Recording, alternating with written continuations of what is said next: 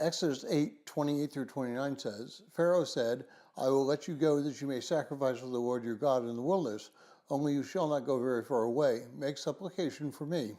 Then Moses says, Behold, I am going out from you, and I shall make supplication to the Lord that the swarms of flies may depart from Pharaoh, from his servants, and from the people tomorrow.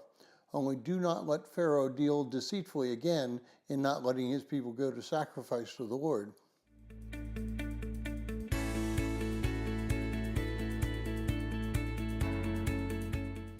Well, if you're joining us in reading through this 90-day reading plan, today's reading is Exodus 7:14 through 8:32, and I encourage you to read that passage. Well, somehow we are surprised and shocked when non-believers don't follow through on the promises they make to us. Certainly, Pharaoh had every reason to follow through with his promise. He'd seen what had happened when he ignored God. He simply chose not to follow through on what he promised. Before we get too prideful, let's look at our own lives. We tend to make promises to God and then don't keep them. For example, you may desire to have a morning quiet time. You may purposely go to bed a little bit early, set the alarm clock, and then you're unable to fall asleep maybe. You might fall asleep just to have the alarm clock ring to wake you up. Now, something goes through your mind.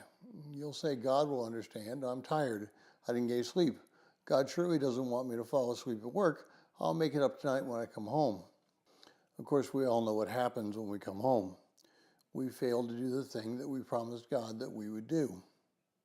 So, we can't blame the Egyptians too much for not following through.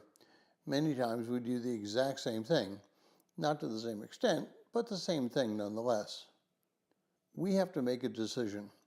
Do we follow what God wants us to do, or do we make excuses and end up with the consequences?